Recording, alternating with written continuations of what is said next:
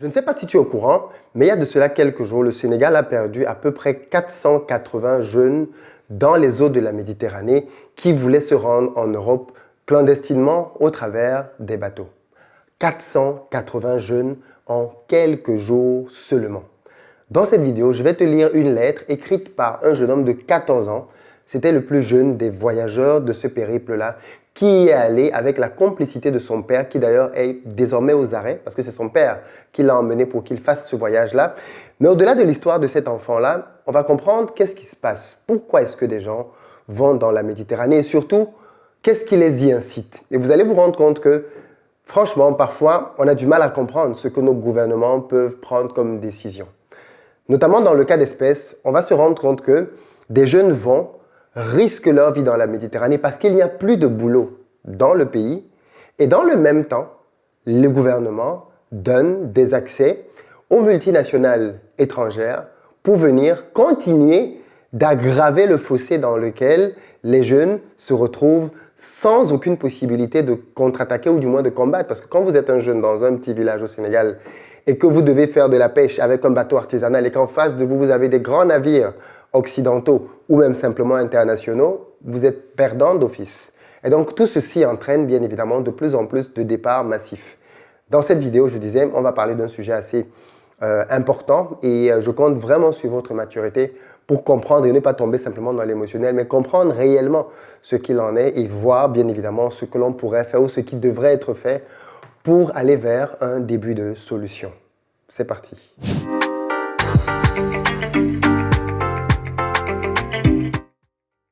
Salut à toi, bienvenue sur ma chaîne, moi c'est Philippe Simo.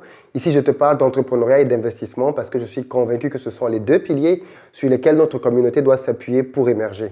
Donc si toi aussi tu veux faire partie de cette belle aventure, je t'invite à faire deux choses. La première, abonne-toi à cette chaîne, active la cloche des notifications. Tu seras ainsi informé de l'apparition de toutes nos vidéos business comme celle-ci qui vont t'apporter du très bon contenu. Deuxième chose, dans la barre de description, tu as le lien vers une vidéo qui te présente un concours entrepreneurial que j'ai créé qui s'appelle la Ligue des Afropreneurs. C'est un concours dans lequel je récompense de 50 000 € le ou la meilleure entrepreneur de notre communauté. Je ne t'en dis pas plus, rendez-vous dans la barre de description. Je disais donc en début de vidéo que je vais parler avec vous aujourd'hui d'un sujet assez poignant, assez touchant, notamment celui de la traversée de la Méditerranée que font chaque année des milliers de jeunes Africains. Malheureusement, ce que l'on ne sait pas, c'est à quel point des jeunes meurent au travers de ce périple-là. Donc, comme j'ai dit en introduction, je vais vous lire sans plus tarder la lettre d'un jeune homme de 14 ans qui est décédé dans ce voyage-là. C'est un peu long, mais ça permet de planter le décor pour comprendre ce qui se passe réellement. Je démarre donc la lecture. Je m'appelais Doudou, j'avais 14 ans, j'étais en classe de 5e, j'avais une moyenne de 13 et je voulais être banquier plus tard quand je serais grand. Mon père est maçon. J'avais 2 sœurs. Comme tout jeune, j'adorais le foot et je rêvais de devenir professionnel. Jouer dans les plus grands clubs d'Europe comme le Real, le Barça, Paris, etc. Issu d'une famille très grande, très tôt, j'avais été conscient des gros efforts que je devais fournir pour réussir et aider ma mère. Chez moi, je vivais avec mes tantes, mes oncles et mes grands-parents. Nous vivions dans l'injustice totale. Culpabiliser mon père ne peut rien face à cette situation. Ma grande sœur et ma mère passaient souvent une grande partie de la nuit dehors. C'est elle qui assurait le repas quotidien. Ce que notre père gagnait, on ne le voyait presque jamais. Face à cette situation, ma mère a décidé de divorcer et retourner chez ses parents avec mes 2 sœurs. De mon côté, je continuais toujours de travailler et d'être brillant à l'école. Admiré par mes professeurs, mes camarades de classe m'adoraient car malgré ma condition difficile, je mettais toujours l'ambiance en classe et faisais rire les autres. L'année dernière, j'ai été classé meilleur joueur cadet de la zone. On me surnommait Neymar. D'ailleurs, Génération Foot comptait me recruter après la Covid. Génération Foot, c'est un grand centre de formation de football au Sénégal. J'avais hâte d'y aller car c'était l'occasion pour moi d'enfin réaliser mon rêve. Malgré la dureté de la vie, je m'accrochais, mais je ne voulais pas finir comme papa. Je ne voulais pas que mes enfants vivent dans la pauvreté avec tant de problèmes. Aujourd'hui fut le plus beau jour de ma vie. Pour une fois, mon père s'intéressait à mon avenir. Il m'a appelé pour me dire qu'il va m'emmener en Espagne et que je ne devais rien dire à personne, même pas à ma mère, sinon je n'irai nulle part. Surpris, j'ai accepté sans réfléchir. J'ai commencé à préparer mes bagages. À 20 h, avec juste un sac rempli de quelques sachets de biscuits et 2 bouteilles d'eau, il m'amena en Bourg pour m'embarquer dans une grande pirogue avec plus de 120 personnes, dont bien évidemment, j'étais le plus jeune. Nous avons à peine passé 2 jours en mer et nous ne pouvions plus tenir. On avait faim et soif. Au 4e jour, j'ai commencé à perdre le contrôle à cause du mal de mer. J'ai vomi toute la nuit et la fatigue a eu le dessus sur moi. Issa, qui avait 17 ans, est décédé le 3e jour. Son corps a été jeté dans l'océan. Je voyais de loin son corps couler sans pouvoir le rattraper. Je l'ai retrouvé plus tard en Mauritanie avec d'autres corps. C'est ainsi que je me suis rendu compte qu'au 4e jour, ce fut mon tour de le rejoindre au fond de l'océan, car j'ai rendu l'âme. En effet, je ne pouvais plus supporter la faim, le mal de mer, les bagarres des gens qui délirent dans la pirogue. Je ne reverrai plus jamais ma famille, je ne reverrai jamais ma mère, mes sœurs, mes professeurs, mes camarades de classe. Je ne jouerai plus jamais au football et je ne serai jamais banquier. Mon père ne pourra jamais m'enterrer car la police vient de l'arrêter. Il va sûrement rester longtemps en prison car il est responsable de ma mort. Aujourd'hui, je suis le grand perdant car je suis un enfant qui avait beaucoup d'espoir. J'ai de la peine pour ma mère qui va souffrir toute sa vie car j'étais le seul garçon qu'elle avait. Priez pour le repos de mon âme. Malheureusement, il se trouve que là, on parle d'une histoire vraie d'un jeune homme qui a perdu la vie il y a juste de cela quelques jours. Mais comme lui, 479 autres personnes sont parties englouties par la Méditerranée à la recherche d'un avenir meilleur en Europe. Il se trouve que l'essentiel des jeunes qui quittent le Sénégal de plus en plus depuis quelques années sont des jeunes pêcheurs. Des jeunes qui avaient donc un métier, un boulot, des jeunes qui se plaisaient dans leur village, qui aimaient le style de vie qu'ils avaient là-bas, qui aimaient la simplicité de la vie qui consistait à aller le matin pêcher, ramener le résultat de sa pêche, aller le vendre aux dames qui, elles, le fumaient, séchaient le poisson et le revendaient par la suite. Les petits villages pêcheurs sénégalais sont à peu près tous constitués comme ça. Je le sais parce que j'y suis allé à plusieurs reprises et c'est une ambiance très joyeuse. C'est un pays dans lequel la pêche a une place prépondérante et donne du travail à énormément de personnes. Malheureusement, de plus en plus, les jeunes pêcheurs au Sénégal se retrouvent dans des situations de plus en plus compliquées. D'un, parce que le chômage qu'il y a dans l'arrière-pays fait que de plus en plus de personnes viennent à Dakar, n'ayant pas beaucoup de compétences, viennent travailler dans le domaine de la pêche.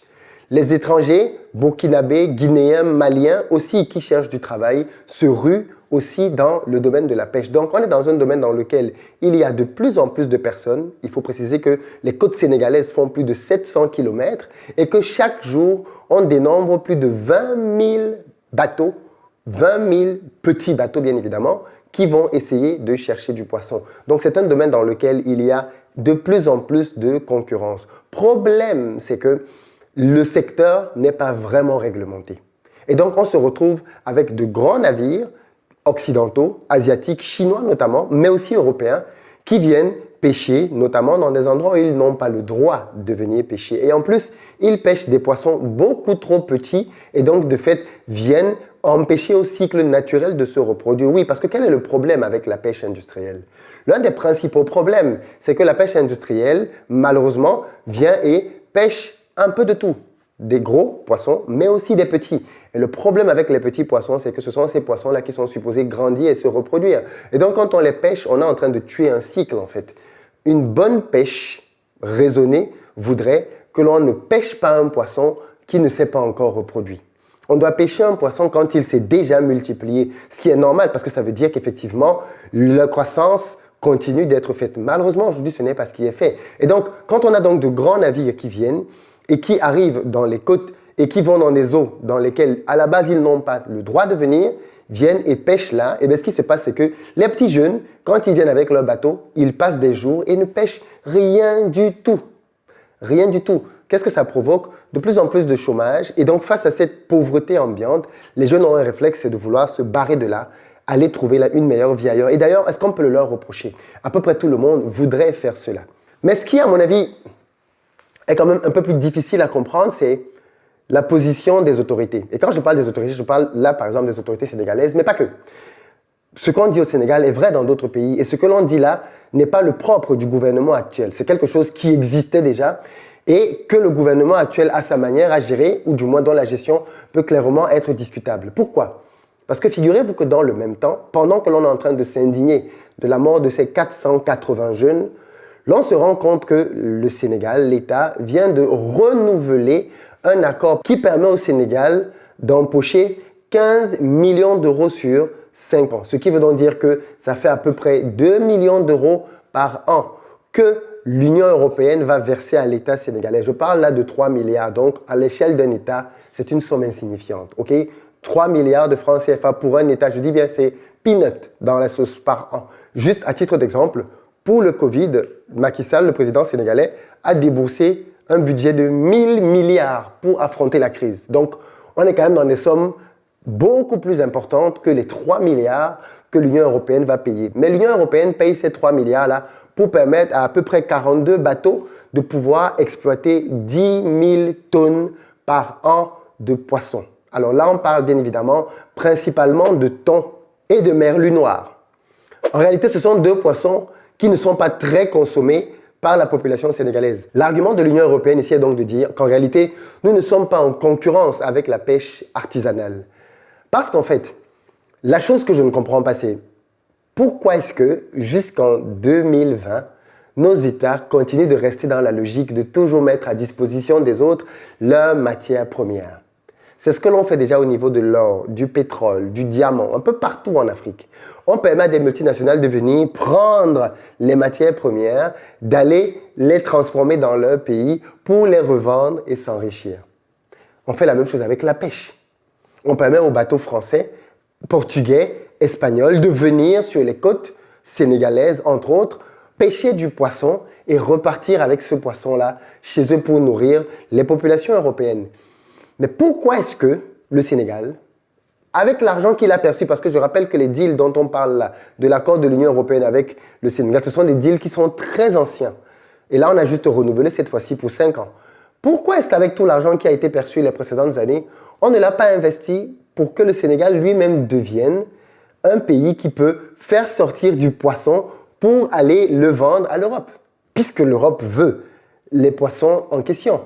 Pourquoi est-ce que le Sénégal, les autres pays côtiers, ne s'associent pas s'il le faut, avec tout l'argent qu'ils ont, tout l'argent qu'ils peuvent percevoir même, investir pour pouvoir avoir les bons bateaux, les bonnes techniques, le bon personnel pour pouvoir pêcher et aller simplement mettre ce poisson à la disposition de ceux qui en ont besoin. Parce que là, je parle de l'Union européenne, mais on a aussi l'Asie, notamment la Chine, qui exploite énormément de bateaux pour pouvoir faire la pêche là-bas. Mais les Chinois le font de manière un peu plus insigneuse parce qu'en fait, qu'est-ce qu'ils font ?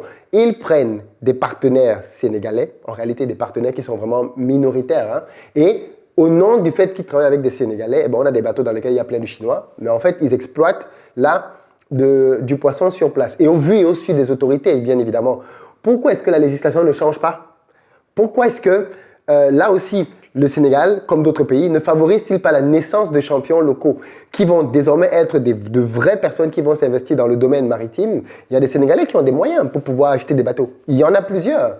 L'État doit, d'après moi, être dans une logique dans laquelle elle met des politiques qui vont inciter, favoriser la création, la naissance, l'émergence de champions locaux qui vont donc exploiter le poisson dans les mers sénégalaises, mais ils vont l'exploiter en permettant que la pêche artisanale continue parce qu'elle fait vivre énormément de personnes. Et donc, éviter de mettre en souffrance des jeunes qui, clairement, sont l'avenir du pays et sinon ils vont aller mourir en Méditerranée. Et en parallèle, quand même, satisfaire les demandes de la Chine, de l'Europe, au travers d'une politique comme celle-là. C'est ce que tout le monde fait. La France a des eaux. Est-ce que vous voyez la France autoriser d'autres pays à venir pêcher dans ses eaux ? Non, mais récemment même en Europe. La Norvège a des eaux, puisque la Norvège est le premier producteur de saumon, par exemple, au monde. Et l'on mange beaucoup de saumon en Europe. Est-ce que vous voyez la Norvège permettre à d'autres pays de venir exploiter l'eau, ses eaux ? Bien sûr que non.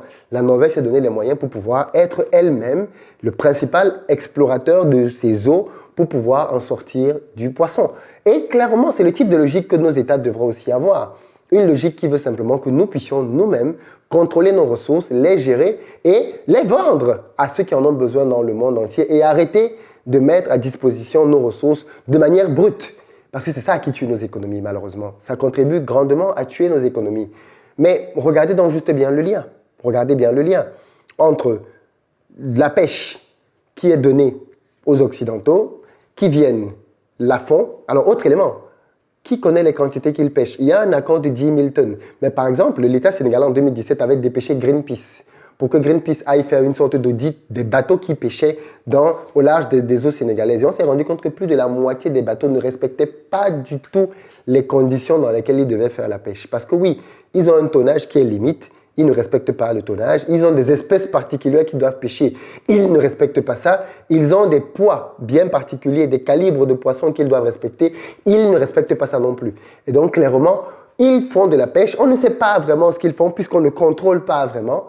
Et derrière, au final, ils disent l'année d'après, OK, on va renouveler le contrat. Mais qui sait si en un an, il n'a pas déjà fait les 50 000 tonnes? Comment tu peux le vérifier? Tu ne vérifies pas, puisqu'il n'y a que lui qui déclare. Et il déclare à peu près ce qu'il veut. Et donc, ça, c'est vraiment absurde, quoi, qu'en 2020, nos États n'aient pas encore assez de moyens de contrôle.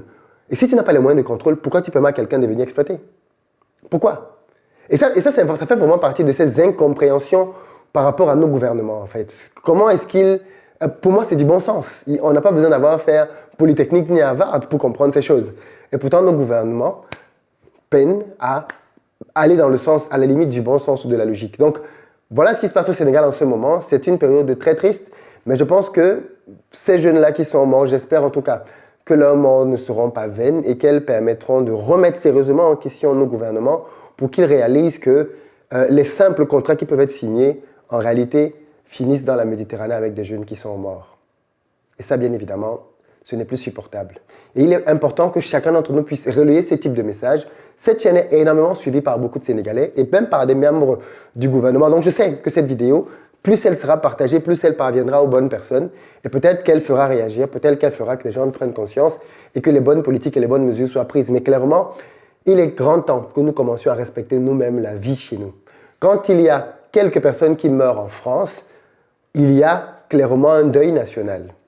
Il y a un deuil national. Quand un terroriste est tué, quand un enseignant est tué, il y a un deuil, pas quand un terroriste est tué, quand un terroriste tue plutôt, ou quand un enseignant est tué, il y a un deuil national. Nous, on a 480 jeunes au Sénégal, il n'y a pas de deuil national. Est-ce que nous-mêmes, on respecte nos morts?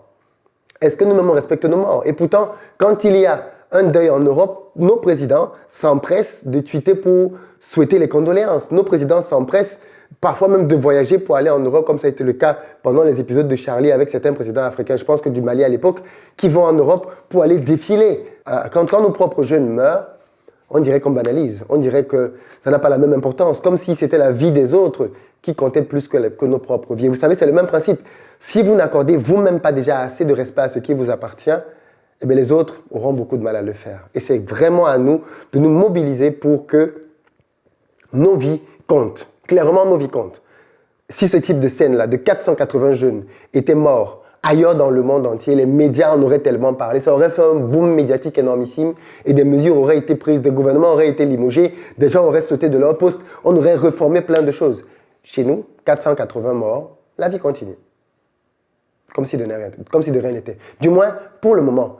J'espère vraiment que les personnes en charge sauront trouver les responsables de ce genre de situation, les responsables des causes profondes, pas que le père qui allait emmener son fils vers la mort, mais aussi le système qui permet que pour 400 euros, 500 euros, parce que c'est le prix qu'il faut payer, alors on peut tenter une traversée vers la mort, parce que oui, 480 sont morts, mais plus de 780 jeunes sont arrivés sur les côtes espagnoles dans la précédente semaine. Donc 480 sont morts, 780 à peu près sont arrivés à destination. Et qu'est-ce qu'on se dit? Eh bien, peut-être que je ferai partie des 780. Donc, la semaine prochaine, je vais tenter ma chance. Malheureusement. Je compte sur vous pour partager la vidéo. Dites-moi dans les commentaires ce que tout ceci vous évoque. Qu'est-ce que ça vous inspire? Qu'est-ce que vous pensez que l'on peut faire? À très bientôt.